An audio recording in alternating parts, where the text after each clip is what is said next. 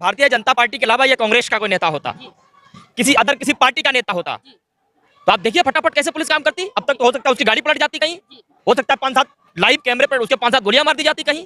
कुलदीप सिंह सेंगर वो व्यक्ति जेल चला गया, तब तक ये सरकार पूरी मजबूती के साथ उसके साथ खड़ी, आज भी खड़ी है, आज भी खुलेआम कुलदीप सेंगर का विरोध नहीं करती है। चिन्मयानंद शाहजहांपुर का मामला, बेटी जेल में, चिन्मयानंद को बुलाकर के सम्मानित किया गया लखनऊ में। रात को 12 बजे एक बेटी को डीजल पेट्रोल डाल करके जला दिया जाता है। सरकार उस बेटी के परिवार वालों के खिलाफ खड़ी होती है और अत्याचारी के साथ खड़ी होती है। इस देश का गृह राज्य मंत्री अजय मिश्रा टेनी का बेटा लखीमपुर में 4 किसानों को गाड़ी के नीचे कुचल करके मार देता है। आपके जैसे एक पत्रकार को गाड़ी के नीचे रौंद देता है। यह सरकार उसके बेटे के साथ खड़ी होती है, किसानों और पत्रकारों के खिलाफ खड़ी होती है। इनका तो रवैया है, इनका तो चरित्र है। और तो और ये देश की पहली ऐसी पार्टी है भारतीय जनता पार्टी जिसमें 70% से ज्यादा भ्रष्टाचारी है, 70% से ज्यादा बलात्कारी है, दुराचारी है।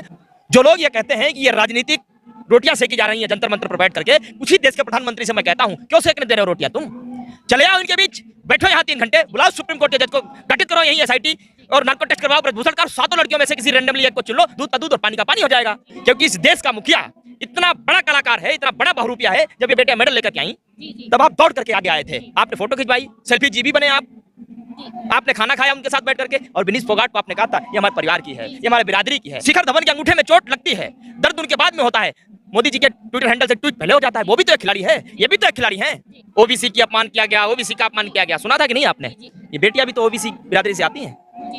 आज जब ये सड़कों पर बैठी है 25 दिनों से, तब नहीं अपमान हो रहा है ओबीसी का। इसलिए मैं कहता हूं कि इतनी तेज गिरगिट भी रंग नहीं बदलता है जितनी तेज प्रधानमंत्री रंग बदलते हैं। क्या ये सच में रामराज है? ये तो पूरा देश देख रहा है।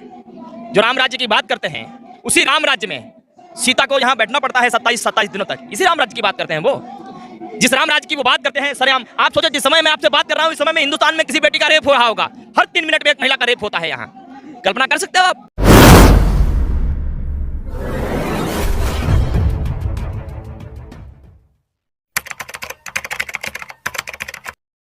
बीजेपी कहती है बेटी बचाओ बेटी पढ़ाओ, तो यहाँ जो बेटियां बैठी हैं इनकी क्या कोई अलग पहचान है? जो बीजेपी की बेटियां उनकी कोई अलग पहचान है, ऐसा क्यों? देखिए, बड़े दुर्भाग्य की बात है इस देश के लिए, बहुत कम लोगों को ये बात मालूम है कि बेटी बचाओ और बेटी पढ़ाओ कैंपेन की शुरुआत कहाँ से हुई। पानीपत हरियाणा का वो शहर है जहाँ से प्रधानमंत्री नरेंद्र मोदी ने चारों तरफ से पानीपत को ब्लॉक करवा दिया था और वहाँ से बेटी बचाओ बेटी पढ़ाओ मुहिम की शुरुआत की थी। उसी प्रदेश की बेटियां जब विश्व स्तर पर भारत को प्रतिनिधित्व दे रही थीं और हिंदुस्तान को चमचमाते हुए मेडल दिलाने के लिए विदेशी सरजमी पर अनेकों पहलवानों को धूल चटा रही थीं, हिंदुस्तान के तिरंगे का मान सम्मान बढ़ा रही थीं, हिंदुस्तान का गौरव बन रही थीं, और उसी देश में, उसी देश की राजधानी में, उसी देश के राजा की नाक के नीचे जो बेटी बचाओ बेटी पढ़ाओ की बात करता है, महिला सम्मान की बात करता है, वहां विश्व विख्यात विश्व चैंपियन बेटियों को भारत के मान सम्मान को सड़कों पर बैठना पड़ता हो। आज 27वां दिन है, इन्हें रोना पड़ता हो, न्याय की गुहार लगानी पड़ती हो, लेकिन इनकी बात को सुना ना जाता हो। कौन से बेटी बचाओ बेटी पढ़ाओ की बात की जाए, फिर कौन से महिला सम्मान की बात की जाए? यहां से एक बात बिल्कुल स्पष्ट ये समझ में आती है कि इस देश में 2 तरीके से शासन चलता है। एक वो जो भारतीय जनता पार्टी के लिए है और एक वो जो भारतीय जनता पार्टी के इतर हिंदुस्तान की जनता के लिए है। एक वो जो भारतीय जनता पार्टी के समर्थक हैं, बहुत बाहुबली हैं, पैसे वाले हैं, धनबल वाले हैं, जो उनके लिए है। एक इस देश की आम जनता के लिए है। 2 तरीके का आयाम चल रहा है। यह तो हिंदुस्तान की विरासत नहीं है। और आज जब इतने दिन बैठने के बाद, अब आप सोचिए, ये वो बेटियां हैं जिन्होंने इस देश का बार बार गौरव बढ़ाया है, तिरंगे का मान सम्मान बढ़ाया है। जब इन्हें न्याय नहीं मिल पा रहा है 27 दिन बैठने के बाद, एक हिंदुस्तान के आम घर में बैठी हुई एक आम बेटी कैसे उम्मीद कर सकती है कि उसे न्याय मिल सकता है? उसके साथ तो शोषण होगा, वो तो डर जाएगी, वो तो अपने परिवार में भी आवाज उठाने से डरेगी और ये मान करके बैठेगी कि इस हिंदुस्तान में शायद बेटियों की आवाज सुनने के लिए कोई बचा नहीं है। न न्यायपालिका बची है, न विधायिका बची है, न सरकार बची है, न कोई सिस्टम बचा है, न कोई दल बचा है, न कोई संगठन बचा है। सब अपनी अपनी रोटियां सेकना चाहते हैं। हमारी बेटियां रोटियां सेकने के लिए तो नहीं है, ये राजनीति का हिस्सा तो नहीं है। अगर वो बीजेपी के नहीं होते, किसी अदर पार्टी के होते या अदर कम्युनिटी के होते, तो क्या न्याय मिलने में इतनी देर होती? मैं कहता हूं, अगर भारतीय जनता पार्टी के अलावा ये कांग्रेस का कोई नेता होता, किसी पार्टी का नेता होता, तो आप देखिए फटाफट कैसे पुलिस काम करती। अब तक तो हो सकता है उसकी गाड़ी पलट जाती, कहीं हो सकता है 5-7 लाइव कैमरे पर उसके 5-7 गोलियां मार दी जाती कहीं। लेकिन ये क्यों बचा हुआ है? क्योंकि भारतीय जनता पार्टी का सांसद है, क्योंकि ये बाहुबली है, सिर्फ इसलिए। और ये सोच दिखाती है इस बात को लेकर के कि बीते 9 सालों में इस देश की सरकार ने हर उस इंसान का संरक्षण किया है जिसने हमारी बहन बेटियों की इज्जत के साथ खिलवाड़ करने की कोशिश की। उदाहरण के तौर पर कुलदीप सिंह सेंगर, वो व्यक्ति जेल चला गया, तब तक ये सरकार पूरी मजबूती के साथ उसके साथ खड़ी, आज भी खड़ी है, आज भी खुलेआम वो कुलदीप सेंगर का विरोध नहीं करती है। चिन्मयानंद, शाहजहांपुर का मामला, बेटी जेल में, चिन्मयानंद को बुला करके सम्मानित किया गया लखनऊ में। रात को 12 बजे एक बेटी को डीजल पेट्रोल डाल करके जला दिया जाता है। सरकार उस बेटी के परिवार वालों के खिलाफ खड़ी होती है और अत्याचारी के साथ खड़ी होती है। इस देश का गृह राज्य मंत्री अजय मिश्रा टेनी का बेटा लखीमपुर में 4 किसानों को गाड़ी के नीचे कुचल करके मार देता है, आपके जैसे एक पत्रकार को गाड़ी के नीचे रौंद देता है। यह सरकार उसके बेटे के साथ खड़ी होती है, किसानों और पत्रकारों के खिलाफ खड़ी होती है। इनका तो रवैया है, इनका तो चरित्र है। और तो और ये देश की पहली ऐसी पार्टी है भारतीय जनता पार्टी जिसमें 70% से ज्यादा भ्रष्टाचारी है, 70% से ज्यादा बलात्कारी हैं, दुराचारी हैं, और जो संसद और MP MLA बनकर के जो है इस देश का भाग्य तय करते हैं कि किस ओर जाएगा, कौन क्या पहनेगा, कौन क्या खाएगा। तो इस हालात को देखते हुए आपको लगता है कि हिंदू राष्ट्र बनना, मतलब बाहरी तौर पे हिंदू राष्ट्र और अंदर से इतने खोखलेपन, ये सही है? देखिए, हमारा हिंदू राष्ट्र तो है ही, हिंदू राष्ट्र था, हिंदू राष्ट्र रहेगा। जो इस हिंदुस्तान में पैदा हुआ है वो हिंदू की भावना से वो है। और ये जो बनाना चाहते, बेसिकली ये सहारा लेते हैं हिंदू शब्द का, बनाना है इन्हें नफरत राष्ट्र, एक ऐसा नफरत राष्ट्र जहां हिंदू मुस्लिम होता हो, हिंदू सिख होता हो, जहां ब्राह्मण दलितों को लड़ाया जाता हो, OBC ST में नफरत भरी जाती हो, सिर्फ वोट पाने के लिए, सिर्फ सत्ता की कुर्सी पे चिपके रहने के लिए। अरे शर्म आनी चाहिए।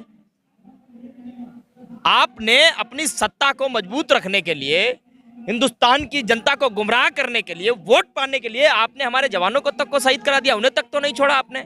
और कम से कम और तो और, अरे बेटियों पे तो राजनीति करना बंद करो।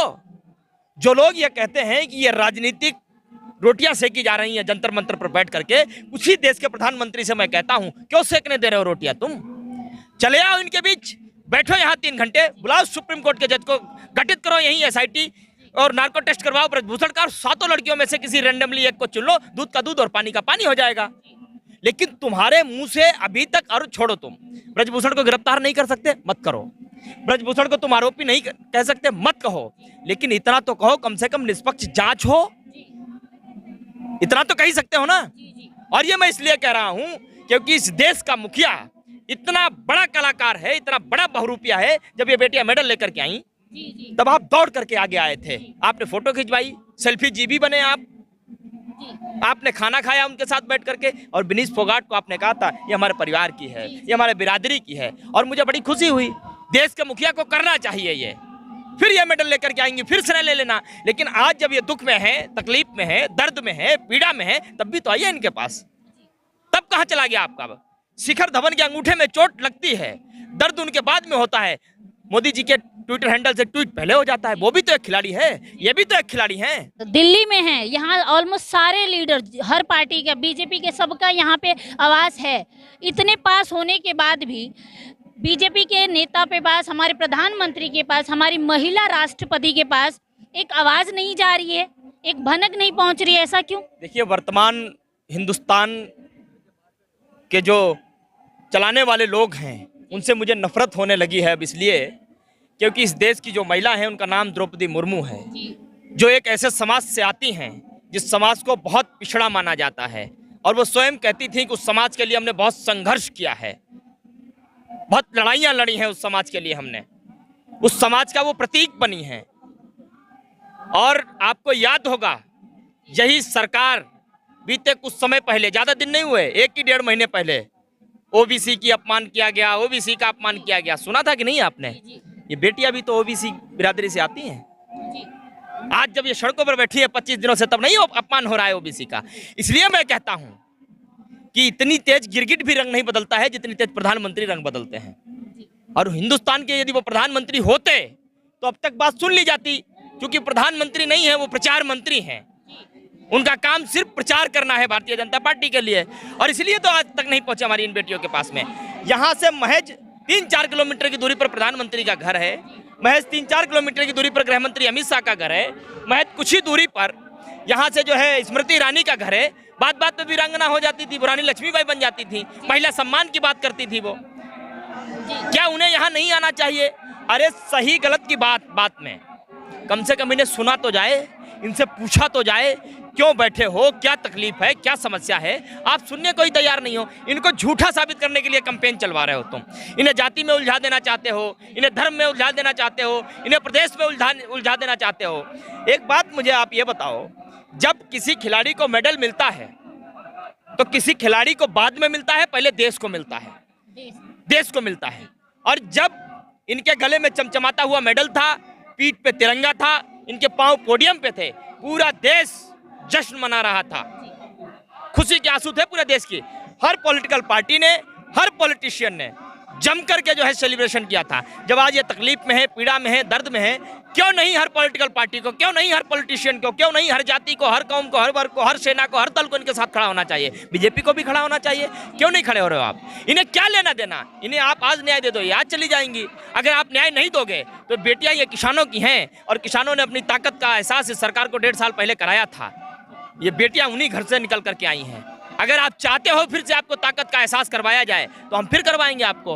और एक बात और बता देना चाहते हैं कि इस देश में बलात्कारियों के पक्ष में चाहे कोई सेना खड़ी हो, चाहे कोई दल खड़ा हो, लेकिन इन बेटियों के पक्ष में हिंदुस्तान खड़ा है। और हिंदुस्तान से बड़ा कोई दल और कोई सेना नहीं होती है, हिंदुस्तान से बड़ी सरकार भी नहीं होती है, क्योंकि ये लोकतंत्र है। और लोकतंत्र लोगों से बनता है। लोकतंत्र हठधर्मिता से नहीं चलता, तानाशाही से नहीं चलता। तो इसलिए मोदी जी से कहना चाहता हूं, आपने लोकतंत्र को झूठ तंत्र बना दिया, आपने प्रजातंत्र को मजाक तंत्र बना दिया। अब इससे ज्यादा मजाक मत करिए आप।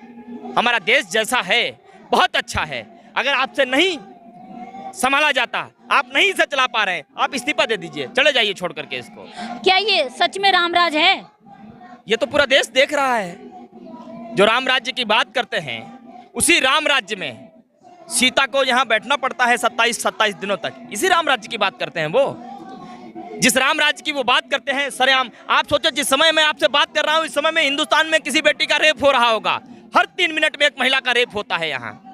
कल्पना कर सकते हो आप? 24 घंटे की कल्पना करके देखो, 7 दिन की कल्पना करके देखो, आप जो है 1 महीने की कल्पना करके देखो, 1 साल की कल्पना करके देखो, कितनी बेटियां शोषण का शिकार होती है और कितनी बेटियां न्याय मांगने के लिए सड़कों पर आती हैं। डरती हैं, अपने समाज से डरती हैं, अपने घर से डरती हैं, लोगों से डरती हैं, बदनामी से डरती हैं। मैं तो सैल्यूट करता हूं इन बेटियों को। इन्होंने हर डर की उस बेड़ी को तोड़ करके इनके खिलाफ लड़ने के लिए जो मुहिम चलाई है। सर, आप अपने बारे में थोड़ा सा परिचय दें। मैं एक आम नागरिक हूँ।